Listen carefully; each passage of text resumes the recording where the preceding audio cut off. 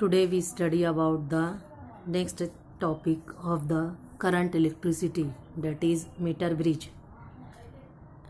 In previous video we have seen about the Wheatstone meter bridge. Wheatstone meter bridge में हम study किए थे कि 4 रेजिस्टेंस है. अगर इस तरीके से कंसिडर करते हैं कि 4R में ये एक हो जाएगा R1, R2, R3 और ये रहेगा R4. या इसको लिया गया था क्या PQSR, या इसको कंसिडर किया था R1, R2, R3, R4, 4R में. तो यहाँ पर मीटर ब्रिज में भी यही कंडीशन है. यहाँ बीच में होता है क्या हमारा गैल्वेनोमीटर. तो यही पूरा अरेंजमेंट इसमें बताया गया है. सिर्फ यहाँ पर मीटर ब्रिज यानी 1 मीटर का वायर यूज़ किया गया है which is stretched on a wooden board, 2L shape strip and 1 rectangular strip.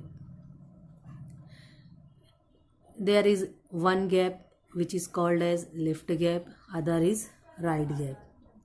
यहाँ पर जो रहेगा ये राइट गैप है. लेफ्ट गैप में एक रेजिस्टेंस कनेक्ट करेंगे, अननोन रेजिस्टेंस, और राइट गैप में जो कनेक्ट होगा क्या रेजिस्टेंस बॉक्स. बीच में एक पॉइंट है, इस पॉइंट से हम कनेक्ट कर देंगे जॉकी. जॉकी अगर टच करेंगे, लेंथ ऑफ द वायर हमारी कितनी है AB. इस वायर पर अगर जॉकी को टच करेंगे जहां पर पोटेंशियल डिफरेंस सेम हो जाएगा दिस पॉइंट पर, तो गैल्वेनोमीटर की करंट IG कितनी रहेगी 0, और गैल्वेनोमीटर जो है वो नल डिफ्लेक्शन देगा.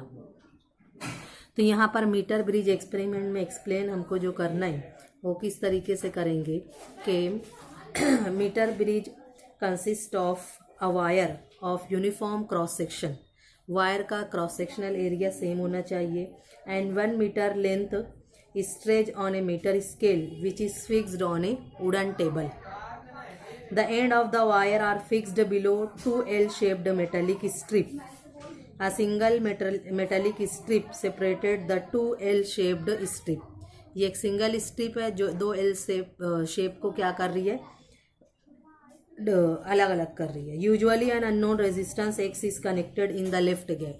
जिस रेजिस्टेंस की वैल्यू फाइंड आउट करना है उसको एक लेफ्ट गैप में कनेक्ट किया जाएगा, और जहां से हम रेजिस्टेंस बॉक्स से रेजिस्टेंस निकालेंगे वहां पर राइट गैप में उसको कनेक्ट किया जाएगा. 1 terminal of the galvanometer is connected to the point C.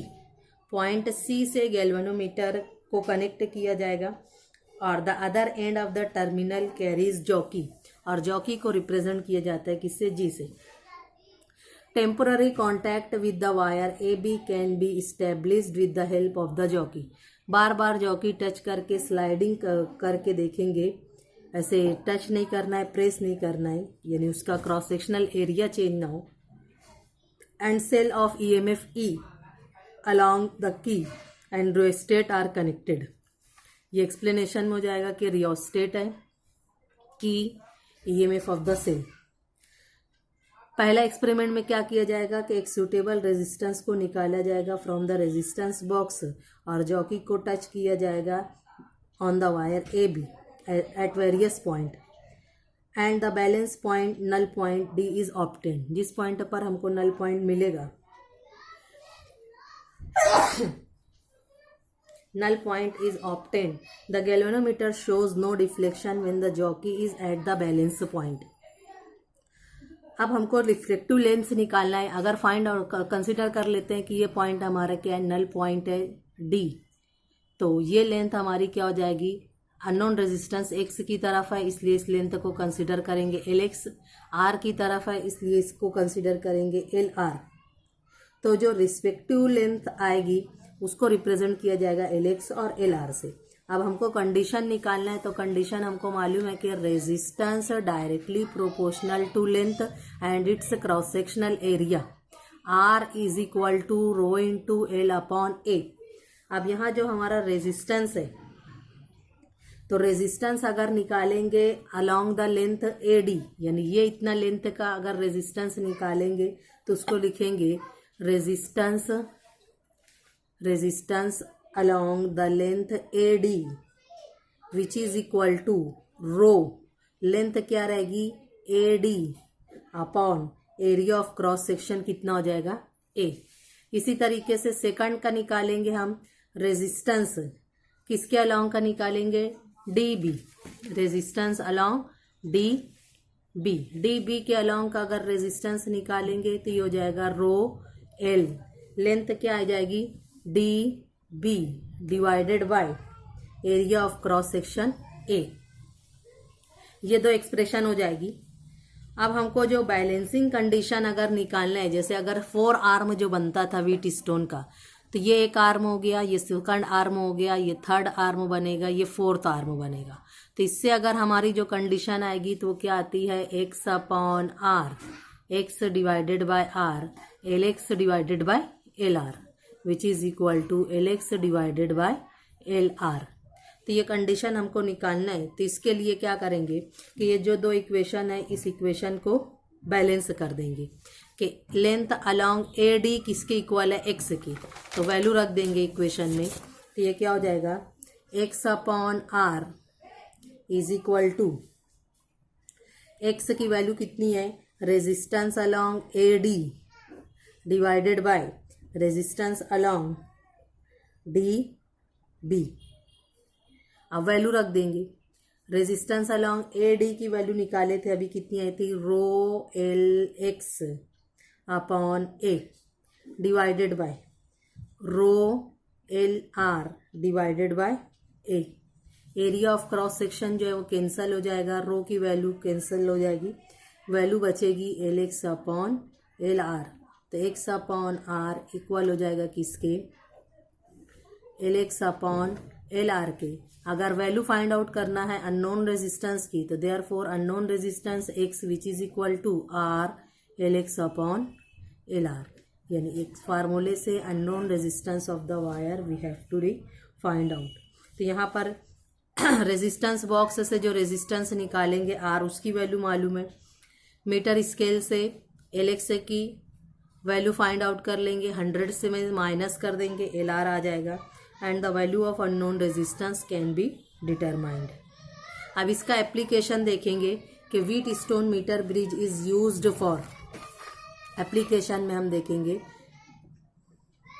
कि व्हीट स्टोन मीटर ब्रिज किसके लिए यूज किया जाता था, values of very low resistance, very low resistance.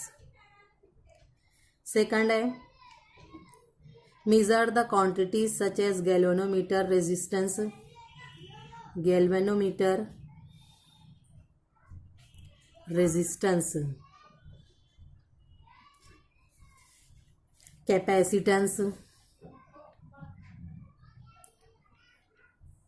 inductance, capacitance, inductance and impedance, using a wheat stone meter bridge, using wheat stones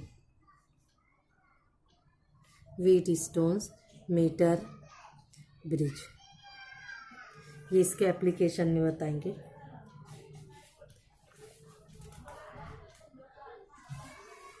इसी के method का एक मेथड था केल्विन्स मेथड।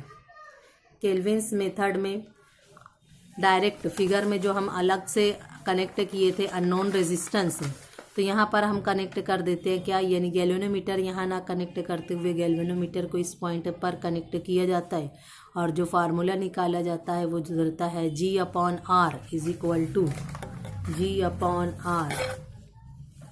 केल्विन्स मेथड में हमको फार्मूला मिलेगा G upon R is equal to LG upon LR। तो galvanometer का जो रेजिस्टेंस फाइंड आउट करना है वो फार्मूला हो जाएगा R LG upon LR।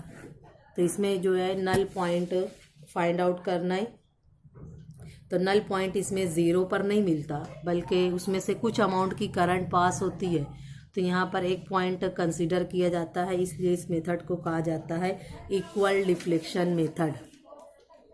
Equal deflection method.